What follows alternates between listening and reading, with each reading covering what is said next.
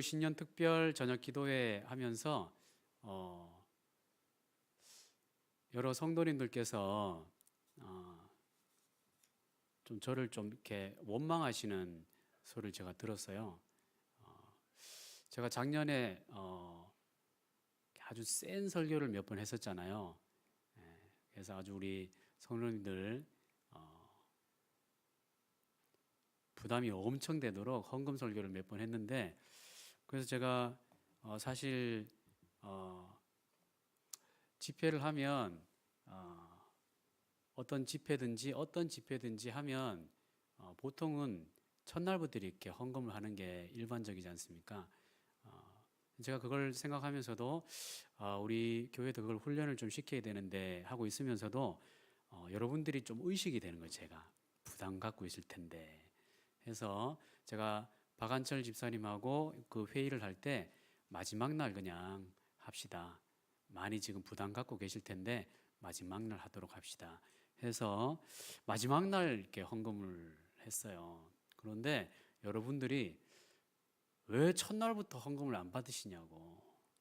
헌금을 하고 싶은데 첫날부터 이렇게 헌금을 하는 순서가 없으니까 하면서 저를 좀 원망하시더라고요. 얼마나 귀한 원망입니까?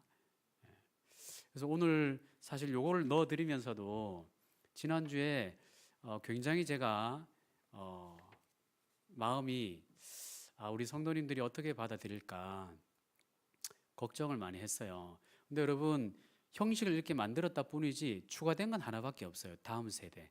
그렇죠? 늘 하고 있는 건데 다음 세대를 추가했고 제가 의미 부여를 해드린 거예요. 그리고 여러분이 작정하고 마음 결단할 수 있도록 도와드리는 거죠. 그러니까 여러분이 복을 받는 방법이 하나님 앞에 바로 서는 것이기 때문에 저는 그 부분을 담대하게 말씀을 드린 거고, 특별히 다음 세대 선교 이 부분은 지금 우리 교회 외부에서도 돕겠다라는 분들이 나올 정도인데, 우리가 거기에 우리는 정작 우리 주인공들이니까 당연히 우리 안에서도 내가 한 구자 맞겠습니다. 내가 한 구자 맞겠습니다. 이런 분들이 나와야 되지 않겠습니까? 우리 그 전에 있던 교회에서는 선교사님 한 분 파송하는 그런 프로젝트가 있었어요. 그러니까 물론 교회에서도 주파성 선교사가 있지만 선교사 한 분이 그 사역비 말고 생활비가 최저 200만 원으로 잡고 그 200만 원을 지원해서 선교사 파송하는 프로젝트를 벌이고 있습니다. 실제로 그걸 지금도 하고 있고요. 많은 성도들이 거기 동참하고 있어요.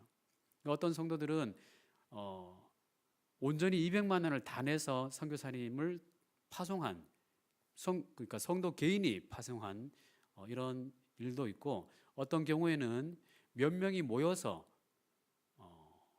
그러니까 한 50만 원씩 나눠서 네 분이 모이는 경우도 있고 10만 원 하는 경우도 있고 만 원 하는 경우도 다양히 이렇게 모여가지고 한 선교사님이 200만 원 사역비를 만들어 드리는 이런 프로젝트를 하고 있어요. 그러니까 우리 내당 중보교회도 이렇게 우리 다음 세대 선교를 위해서 마음을 모으면 못할 것이 없다라고 저는 생각을 합니다. 제가 먼저 솔선수범해서 구자를 열 거고요. 그 다음에 우리 교육부에도 제가 요청을 할 거고 몇 분에게 요청을 할 겁니다. 그러면 적극적으로 동참해 주시고, 여러분 이런 프로젝트를 펼칠 때 그래도 형편이 어려운 분들은 마음에 부담이 많을 거예요. 여러분 마음에 부담이 되셔도 단돈 1,000원도 괜찮습니다. 100원도 괜찮아요. 동참하는 게 중요하지 많고 적으면 전혀 문제가 안 돼요. 다만 거기에 불편한 마음으로 불편한 말을 하시면 안 돼요. 그러면 이게 전체가 어떤 하는 분위기가 꺾여버리거든요. 그러면 사단이 틈타기 때문에 여러분 불편함이 있으리라고 제가 충분히 예상을 해요. 그러니까 힘드신 분들은 기도만 하셔도 좋고, 나는 기도하겠습니다. 기도 쓰셔도 돼요. 그리고 나는 1,000원 하겠습니다. 나는 5,000원 하겠습니다. 나는 10,000원 하겠습니다. 이렇게 작게라도 기도로라도 동참하는 게 중요하다라는 취지를 여러분 아시고, 남 목사 정말 이렇게 헌금 너무 이렇게 푸시하는 거 아니냐, 이런 오해들을 하지 마시기 바랍니다. 자, 여러분 오늘은 창세기 말씀을 가지고 은혜를 좀 나눌 텐데요. 우리 전반기에는 구약의 여러 본문들을 가지고 좀 살피려고 합니다. 여러분 제가 퀴즈를 좀 내려고 하는데요. 사진을 한번 보시죠. 이게 어떤 사진일까요? 이게 어떤 모습일까요? 아직 넘기지 마시고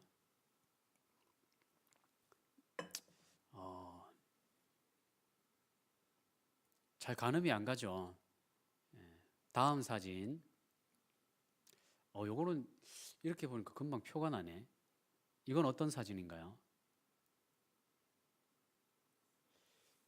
이 사람 머릿속에 그 핏줄 같은 것도 막 보이고 그죠? 자, 일단 넘어갑니다. 다음. 자, 다음 사진. 요거는 어떤 그림일까? 자, 요거는 좀 쉬운 것 같아요. 이거는 뭐 벌집 같기도 하고 그죠? 요거는 과거에 좀 보여드린 사진인데. 자, 아까 머리 뇌 같은 그림은 호두예요, 호두. 호두 맞춘 사람. 제가 호두 두 알을 받아 먹겠습니다. 자, 다음. 아까 그 까만 점 있던 사진 있죠? 그거는 좀 지저분해 보이는 사진이었지만 아가의 통통한 뺨을 확대했는 사진입니다. 또 다음.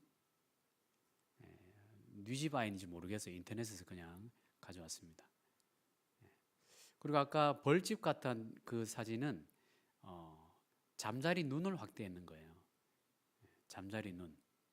요게 이제 잠자리 눈을 현미경으로 들여다보니 저는 처음에 이게 벌집인 줄 알았어요. 안상규 벌꿀 그건 줄 알았어요. 안상규 집사님 예전에 여기 다니셨다면서요. 하여튼 여러분 제가 이거를 뭘 보여드리려고 하냐면 뭐 이런 얘기가 있잖아요. 장님 코끼리 만지기, 그죠? 그러니까 앞을 못 보는 그 사람이 코끼리 이렇게 앞에 가서 뭐 이렇게 만지면서 코끼리 다리를 이렇게 만지면서 이거는 전봇대다. 혹은 배를 이렇게 막 만지면서 이건 그냥 벽이다. 뭐 이렇게 설명하듯이 여러분 우리가 어떤 것을 볼 때 너무 가까이에서 이렇게 보면 본질을 놓칠 때가 굉장히 많다라는 걸 보여주기 위해서 이 사진을 보여준 거예요. 여러분 우리가 살고 있는 세상에는 밝은 면이 있는가 하면 어두운 면도 있죠. 그래서 제가 설교 준비를 하면서 밝은 면이 많을까 어두운 면이 많을까 밝은 면도 많고 그러니까 훈훈한 소식도 많고 또 아주 어려운 마음이 힘든 그런 뉴스도 많더라고요. 그러니까 이 마음이 힘든 뉴스를 보니까 제가 막 이렇게 마음에 막 분노가 막 올라오는 거를 견딜 수가 없겠더라고요. 막 손이 막 부들부들 떨릴 정도로 아주 흉악한 뉴스들이 너무 많은 거죠. 우리 중학생, 고등학생 아이들이 한 아이 약한 아이를 데려다가 감금해놓고 물 고문하고 칼로 등에다가 막 이렇게 자기 이름을 막 새겨놓고 그 뭐라 그럽니까? 담배로 이렇게 막 지지는 거 있죠. 성폭행도 하고 거기에 여학생도 가담을 해가지고 나중에 옥상에서 떠밀어서 죽여놓고 자살로 가장하고 그런 뉴스를 제가 검색하다 보니까 막 가슴이 터질 듯이 괴롭더라고요. 근데 따뜻한 뉴스들을 보면 또 얼마나 또 훈훈한지요. 불우한 사람들을 이름 없이 이렇게 조용히 이렇게 가서 도와주고 수술비를 대신 내주고 이런 사례들도 많아요. 그러니까 우리가 살고 있는 세상은 이렇게 흙과 백이 공존하는 가운데 있습니다. 그러나 주로 어둡고 혼란스러운 것이 좀 많지 않나.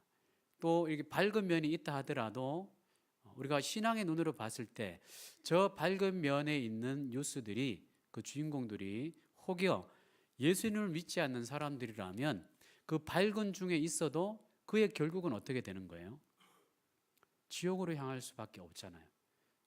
그러니까 그런 걸 봤을 때 참 마음이 아프고 또 어두운 면을 보면 그 가운데 온갖 짐승 같은 일들 또 혼란스러운 일들 혼돈 무질서 그런 걸 보면서 탄식이 나온다라는 거죠. 그 이 혼돈스러운 세상 속에서 얼마나 많은 사람들이 또 상처를 받게 됩니까?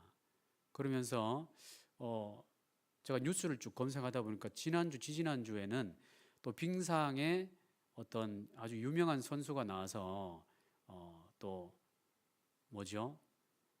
아주 충격적인 고백을 했는 걸 제가 보고 저렇게 금메달을 따고 스포트라이트를 받는 선수들 또 이면에는 저렇게 무서운 일이 펼쳐지고 있구나. 친오빠한테 나 죽고 싶어 너무 힘들어 이런 문자를 보낼 정도로 아주 악마 같은 일을 당하는 이런 일들. 그러니까 여러분 그 선수가 우리 기자들 앞에서 했는 얘기가 그거였더라고요. 나와 같은 일을 다시는 다른 사람들이 겪지 않았으면 좋겠다라는 마음으로 이렇게 용기를 내었다. 나와 같은 일을 우리 후배들이 당하면 안 되겠다라는 마음으로 용기를 내서 나왔다. 이런 말을 하더라고요. 그러니까 여러분, 우리는 그런 뉴스를 볼 때, 저 사람이 말하고 있으니까 나는 해당 없다 이렇게 생각하지만 우리가 언제 그렇게 그 해당하는 자리로 갈지 그걸 누가 장담할 수 있겠어요. 그러니까 이런 걸 보면 참 무서운 세상이구나 라는 것을 금방 우리가 알 수 있죠. 그리고 저런 어떤 여러 가지 아픔 가운데 있는 사람들은 세상에서 이런 여러 가지 혼돈 가운데 많은 사람들이 상처를 입고 있고 이것 때문에 자살률이 또 많고 또 우리나라가 그 행복 지수가 형편없이 낮잖아요. 꼴찌에서 지금 조금 올라왔다 그러던데 거의 꼴찌예요, 꼴찌. 청소년 행복지수 꼴찌, 중년 행복지수 꼴찌, 아이들 엄마들 행복지수 꼴찌. 참 기가 막힌 일이죠. 그러면서 여러 가지 그것을 잠재우기 위해서 취미생활하고 또 뭐하고 또 치료하러 다니고 힐링, 웰빙 이런 걸 추구하지만 결국에는 세상이 추구하는 것은 어떤 방식이냐면 아까 제가 사진을 보여드렸다시피 우리의 이 혼돈과 무질서와 이 고통이 상처가 도대체 어디에서 기인된 것이냐 하면서 그 문제에 막 집중을 해요. 그러면서 문제에 점점점 가까이 가는 거죠. 우리 환경이 문제다. 이 환경이 주변 환경이 문제다. 우리 주변 환경에 정말 좋은 정치가들이 세워지고 좋은 경제인들이 세워지면 더 이렇게 아름다운 나라가 될 것이다. 환경이 문제야, 환경이 문제. 또 주변에 있는 사람들이 문제야. 저 사람들이 갑질하고 악한 행동을 하니까 우리가 이렇게 어려움을 겪는 거 아니야. 사람이 문제야. 저 사람 때문에 그래. 이렇게 주변 사람에게 또 그 원인을 탁 지목을 하면서 문제를 해결할 방법을 찾고 있죠. 그래서 이 세상적인 해결 방식은 문제 해결 방법이 주변 환경에 있고 옆에 있는 사람에게서 그 문제가 있고 나는 문제가 없다. 나는 환경만 잘 주어지고 좋은 환경이 주어지고 옆에 있는 사람들만 잘 협조가 되면 나는 얼마든지 잘할 수 있다. 라는 것이 세상이 내어놓은 처방전이에요. 이렇게 혼란스럽고 상처가 많은 이 시대에 이 세상 철학이 그 정신분석학이라는 것이 내놓은 처방전이 바로 이런 것이다라는 거죠. 그러니까 문제 자체에 집중을 하는 거예요. 마치 아까 그 호두가 이렇게 당연히 멀리서 보면 이게 호두인데 점점 가까이 현미경으로 당겨 보니까 사람 뇌 같기도 하고 사람 피부 같기도 하고 막 핏줄처럼 보이기도 하고 착각을 일으키잖아요. 여러분 사람들이 갖고 있는 시각은 문제 자체를 보고 있기 때문에 그것도 아주 가까이에서 골똘하게 보고 있기 때문에 굉장한 왜곡을 갖고 오게 마련입니다. 성경은 뭐라 하고 있습니까? 성경은 문제는 그렇게 해서 해결되는 것이 아니다. 문제는 그렇게 해서 해결되는 것이 아니다. 그러면서 오늘 창세기 말씀을 보고 있는 것이죠. 여러분, 창세기 이 말씀은 성경을 읽는 사람들이라면 누구든지 처음에 창세기 1장부터 읽어 나가겠죠. 그 성경을 읽는 사람들은 어떤 사람들이에요? 다 죄인들이고 구원이 필요한 사람들이죠. 그러니까 영혼에 깊은 상처가 있는 사람들입니다. 그 영혼의 깊은 상처를 치유하려고 예수님 믿기 전에는 세상에서 이런저런 활동들을 했겠죠. 그런저런 치료 활동들도 했겠죠. 그런데 세상에서는 뭐라 그래요? 너의 어린 시절에 이런 환경이 너를 그렇게 아프게 했구나. 환경이 나빠. 너는 괜찮아. 그리고 그때 그 옆에 있던 그 사람이 너를 이렇게 힘들게 했구나. 너는 괜찮아. 그 사람이 나빠. 자, 이제 그 나빴던 사람들, 나빴던 환경 때문에 지금의 너의 인생이 좌우를 받는다면 그거 얼마나 더 큰 마이너스냐. 이제는 그거 훌훌 털어버리고 마인드 컨트롤하고 마음을 잘 가다듬고 앞을 보고 달려가. 행동주의 심리학. 세상은 이렇게 처방을 합니다. 그런데 오늘 성경에는 뭐라고 처방을 하냐면 하나님께서 이 아담에게 찾아오셔가지고 아담이 처음에는 어떤 환경에 있었습니까? 아담의 환경은 최상의 환경이었어요. 모든 것이 부족함이 없고 풍족한 그야말로 천국과 똑같은 낙원이었죠. 아담이 거기서 하나님의 부르심을 받고 생활을 했습니다. 그러다가 악한 사탄 마귀가 유혹을 해 들어왔죠. 아담아, 정말 하나님께서 너한테 모든 걸 다 금지시켰어? 이렇게 하나님의 말씀을 끝에를 약간 비꼬아 가지고 하나님은 다 허용하시고 하나를 금지시켰잖아요. 그런데 이 마귀가 아주 교묘하게 다 금지시켰지? 이렇게 함정에 빠져들기 좋은 함정 질문으로 아담을 유혹합니다. 그래서 이걸 따먹으면 걱정하지 마. 이거 따먹으면 더 총명해지고 더 지혜로워지고 선악을 분별하는 놀라운 지혜가 생기고 하나님과 똑같아져. 하나님 눈치 볼 필요 없어. 내 말 들어. 이거 따먹으면 아주 자유로워지는 거야. 하나님 앞에 이 한 부분 이것도 필요 없어. 너가 모든 걸 다 할 수 있어. 이렇게 사단이 유혹을 합니다. 아담이 이 사단의 유혹을 받고 우리가 잘 알다시피 그 유혹을 선택을 하고 넘어가요. 그러면 그걸 따먹죠. 이브와 함께 따먹습니다. 그러고 나서 어떻게 됩니까? 실제로 그들의 눈이 열려요. 눈이 열리는데 여러분, 선악을 판단하는 지혜가 생기되 어떤 지혜가 생기냐면 창조주 하나님, 전능자 하나님, 그분이 갖고 있는 선악의 최상급의 신적 지혜가 아니라 피조물이 어떻게 신적 지혜를 가지겠어요? 피조물이 그것도 하나님 앞에 대적하면서 갖게 된 지혜였으니까 아주 왜곡된 지혜가 생겨버렸어요. 그러면서 선악을 판단하는데 하나님의 큰 틀에서의 선이 아니라 자신이 기준이 돼가지고 저건 내가 보기에 저건 나빠, 저건 내가 보기에 잘못됐어 라는 시각이 생겨버린 거예요. 아주 왜곡된 자기 사랑에 빠지게 된 것이죠. 그러면서 어떤 반응이 나오게 됩니까? 하나님께서 아담과 하와를 찾아오셔가지고 너희들 지금 어떻게 된 거야? 누가 이렇게 만들었어? 나중에 이런 것도 물으시고 너가 지금 도대체 어디 있느냐? 이렇게 물어보시는 거죠. 근데 아담과 하와가 어떤 대답을 합니까? 하나님께서 이런 질문을 할 때 하와는 뭐라 그래요? 하와는 그건 사람들이 하는 얘기고 하와가 뭐라 그랬죠? 저 뱀이 나를 시험에 들게 했다. 저 뱀 때문이다 그랬어요. 아담은 뭐라 그랬죠? 하나님이 아담아 너 왜 이렇게 내 말을 안 듣고 누가 이렇게 했어? 이렇게 했을 때 아담은 뭐라 그래요?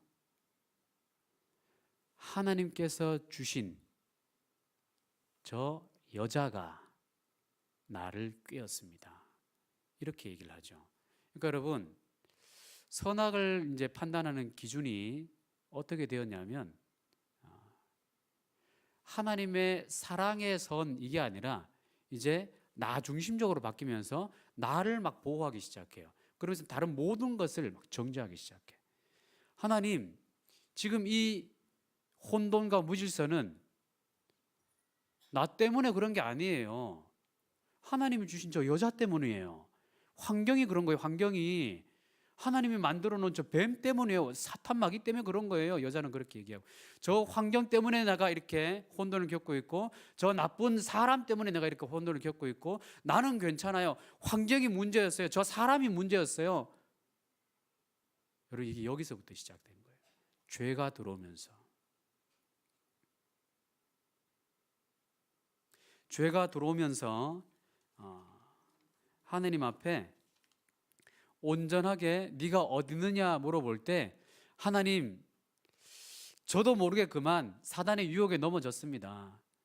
저 환경이 악했지만, 저 여자가 지금 악한 유혹에 넘어가서 저를 꿰었지만 제가 그걸 다스리지 못하고 제가 잘못했습니다.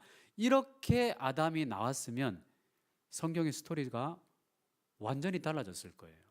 그런데 아담이 도망쳐서 숨어서 하나님과 변론할 때는 철저하게 환경을 탓하고 옆에 있는 사람을 탓했어요. 하나님, 지금 이 골치 아픈 상황, 이 무질서, 이 악한 상황은 나 때문에 그런 거 아니에요. 나도 피해자예요. 나도 피해자. 환경 때문에 내가 피해를 받고, 사단 때문에 피해를 받고, 저 여자 때문에 피해를 받고, 그리고 하나님이 주셨잖아요. 하나님이, 이러면서 하나님, 도대체 세상이 왜 이 모양입니까? 하나님 존재하신다면 어떻게 세상이 이렇게 혼란스럽게 돌아가고, 왜 저 사람들은 저렇게 이민자가 되어야 되고, 저 아이들이 무슨 죄가 있다고 폭격을 당하는 그 집에 있어야 되고, 뭐 이렇게 사람들은 하나님을 향해서 손가락질을 하고, 환경을 향해서 손가락질을 하고, 저 악한 사람 때문이라고 손가락질을 하고, 우리 이게 지금 우리가 겪고 있는 문제의 핵심이라는 거죠. 성경은 뭐라고 말씀합니까? 이 모든 것이 죄 때문이고, 죄가 들어와서 이 모든 역사가, 인간의 다른 것을 탓하고 하나님을 탓하는 역사가 지금까지 이어지고 있다, 이렇게 말씀하세요. 여러분, 아담이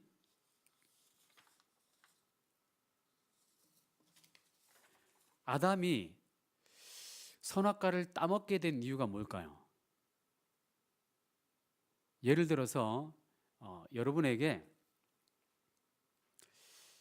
어떤 이렇게 버튼을 이렇게 딱 드리고, 이 버튼을 누르면 큰일 납니다. 평생 후회하게 될 겁니다. 장담합니다. 평생 후회합니다. 절대 누르지 마세요. 라고 하나님이 경고를 딱 했어요. 그런데 어떤 광명의 천사의 옷을 입은 사탄이 와가지고, 그거 뻥이야. 절대 그 말 믿지 마. 이거 누르면 놀라운 일이 벌어져.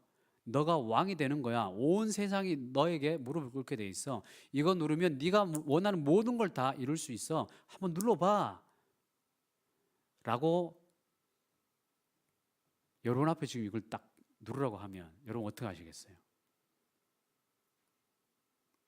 아담은 그걸 눌렀잖아요. 여러분 어떻게 하시겠어요? 누를 것 같아요? 안 누를 것 같아요? 그때그때 다르죠. 그때그때 달라요. 맞아요. 그때그때 달라요. 근데 이걸 지킬 수 있는 상황은 언제냐면, 이걸 내가 이걸 눌렀을 때 정말 하나님께서 말씀하신 것처럼 평생 후회할 참혹한 일이 일어난다라는 것을 내가 진지하게 믿으면 겁나서 못 누르는 거예요. 하나님에 대한 말씀을 신뢰하면, 그 말씀에 대한 그 심판에 대한 그 말씀을 신뢰한다면 이걸 못 누르는 거죠. 그런데 아담이 이걸 누른 것은 호기심이 더 컸던 거예요. 하나님이 심판한다고 했는데, 이거 먹으면 반드시 죽는다 경고하셨는데, 그 경고를 진지하게 심각하게 생각하지 않은 거예요. 그래서 눌러버렸어요.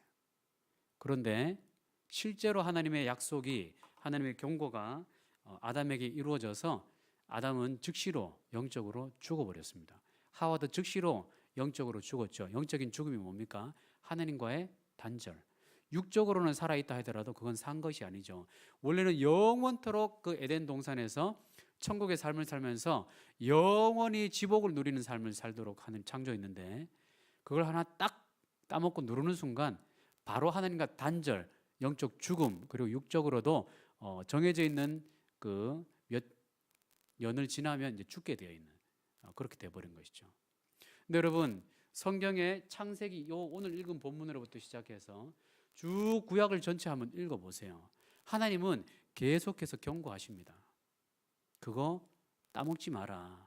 이 선은, 내가 그려놓은 이 선은 창조주와 피조물을 구별하는 선이다. 창조주와 피조물을 구별해 이 선을 절대로 넘지 마라. 그러면 넌 죽는다. 너는 이 창조의 질서 안에 있을 때 가장 행복하도록 내가 지었어. 그러니까 이 질서 안에 살면 가장 행복할 수 있어 라고 하나님은 말씀하셨는데, 사람들은 어떻게 해요? 계속해서 이걸 자꾸 넘어가려고 해요. 노아 시대, 여러분 생각해 보십시오. 노아 시대 때 어떤 일이 있었습니까? 노아 시대 때도 노아를 통해서 하나님께서 홍수로 심판하실 것이다. 회개하지 않으면. 회개하는 사람들은 노아의 말을 듣고 방주에 들어가면 살려주겠다. 여러분, 노아가 100년이 넘도록 이 설교를 했어요. 그렇죠? 하나님의 감동 감화를 받아서 100년이 넘도록 그 방주를 만들면서 계속 설교를 했다고요. 메시지를 전했어요. 근데 당시의 사람들은 그 하나님의 경고를 어떻게 들었습니까? 웃기고 있네. 비는 무슨 비야. 날씨 이리 좋은데. 그것도 1년, 2년도 아니고 한 달, 두 달도 아니고 100년이 넘도록. 그들의 날은 120년이 될 것이다. 120년 동안 비가 안 왔어요. 방주 만들 동안. 그러니까 노아만 이렇게 미친 사람 취급받고 사람들은 늘 사는 것처럼 떵떵거리고 술 마시고 시집가고 장가가고 이렇게 살았어요. 그런데 결국 어떻게 됐습니까? 하나님의 이 경고의 메시지 가볍게 여긴 사람들은 홍수 심판으로 다 멸망당하고, 이 메시지, 이 선악과의 이 무서운 경고의 메시지 받아들였던, 그리고 순종했던 노아의 가족은 살았어요. 아담은 실패했지만 노아는 그거 안 먹은, 선악과를 안 따먹은 거예요. 그리고 나중에 소돔과 고모라에 멸망의 천사들을 보내면서 롯에게 임했을 때 롯이 그 천사의 경고를 듣고 어떻게 합니까? 하나님의 경고를 듣고 친구들에게, 이웃들에게 그걸 전해요. 큰일 났다. 하나님께서 심판하시겠다고 경고하신다. 빨리 이 성을 빠져나가라. 그러면 산다. 라고 했을 때 그 사람들 어떻게 받아들였습니까? 웃기고 있네. 웃기고 있네. 너 뭐 잘못 먹었니? 이렇게 우리가 화려하게 잘 살고 있는데 뭔 지금 말도 안 되는 소리냐. 이러고 코디스를 쳤던 사람들은 어떻게 됐습니까? 불과 유황불로 심판을 당해서 먼지와 함께 사라져버렸어요. 구약의 이야기는 이렇게 계속해서 하나님의 경고의 메시지, 선지자들을 계속해서 보내셔가지고 이 선을 넘지 마라. 이것을 율법으로 알려주시고 십계명으로 알려주시고 하나님의 선지자들을 통해서 너희와 나는 창조주와 피조물 간에 이 질서 속에 있어야 된다. 그게 나의 기뻐하시는 뜻이다. 이 질서를 지켜라. 라고 경고하셨는데, 이 질서 안에 있으면 복, 밖에 있으면 저주, 이렇게 경고를 계속해서 하셨는데, 그 경고를 받아들이는 소수의 사람들은 하나님의 은혜 안에 거하고 있고, 다수의 많은 사람들은 그 하나님의 경고를 가볍게 여기고 믿지 않았던 사람들은 어떻게 됐습니까? 다 하나님의 진노의 심판을 받았다는 것이죠. 신약의 메시지도 마찬가지입니다. 신약의 메시지도 세례 요한이 와가지고 어떤 메시지를 전합니까? 회개하라. 천국이 가까워 왔다. 천국이 가까웠단 말은 어떤 말이에요? 지옥이 눈앞에 있다는 거예요. 회개하라. 회개하지 않으면 지옥 간다, 그 말이잖아요. 그러니까 하나님께서 경고의 메시지를 또 보내시는 거예요. 그리고 예수님이 또 친히 오셔가지고, 예수님께서 친히 오셔가지고 메시지를 3년 동안 전하셨죠. 여러분, 포도원 품꾼의 비유 잘 아시는 것처럼 포도원 품꾼의 비유를 보면 포도원 주인이 멀리 나가 있는데 그 잘 관리를 하고 있는지 종을 보내잖아요. 근데 종을 보내면 그 포도원에서 일하고 있는 품꾼들이 어떻게 합니까? 저 주인이 보낸 저 종을 때리고 죽여버리잖아요. 때리고 죽여버리면 주인이 어떻게 할 거야? 저 멀리 있는데. 그러면서 종을 보낼 때마다 때리고 죽여버리고. 이러니까 나중에 그 주인이 너무너무 화가 나가지고 이번에는 내 하나밖에 없는 아들을 보내야 되겠다. 내 아들은 저들이 알아보고 내 아들의 말은 존중하겠지. 내 아들의 말은 무시하지 않겠지. 그래서 아들을 보내요. 근데 그 아들이 어떻게 합니까?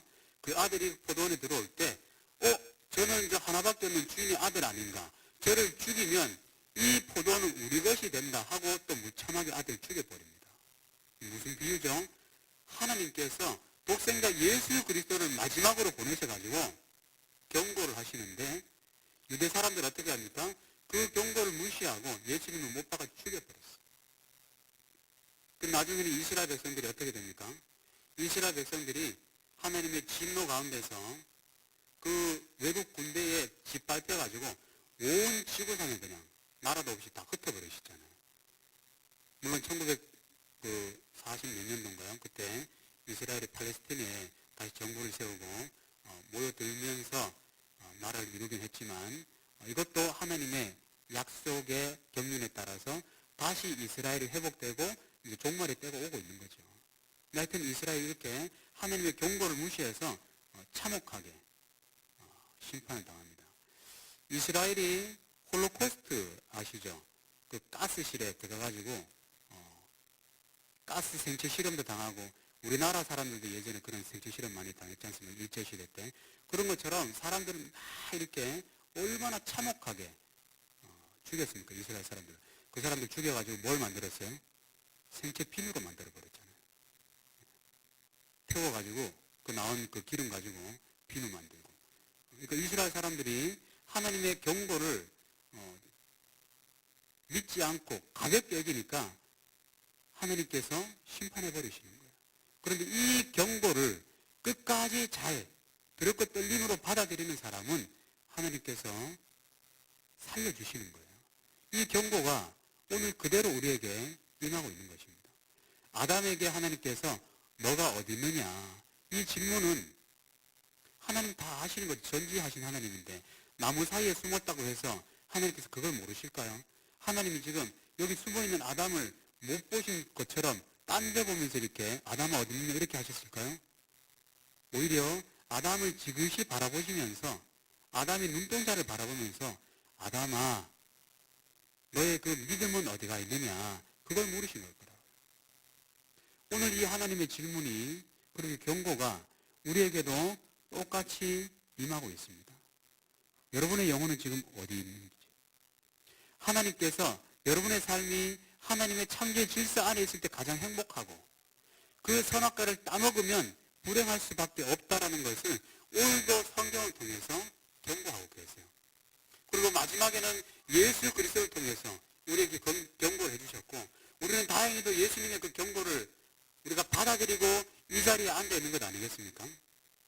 우리는 그러므로 하나님의 복을 받은 사람들인 거예요. 예수님의 그 경고를 듣고 나는 지옥 가지 않고 하나님을 믿고 천국 가고 싶습니다 라고 이 자리에 앉아 있는 것 아니겠습니까?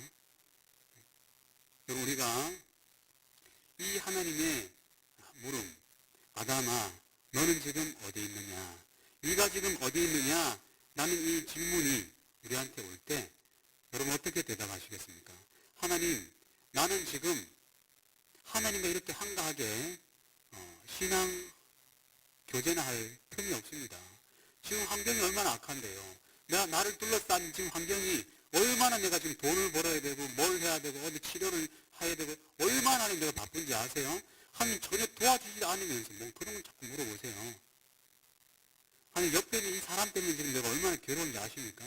하나님 이 사람 때문에 이렇게 괴로운 것도 하나 해결해 주지 못하면서 무슨 아담아 어디 있느냐 그런 질문이 어디 있어요 하나님?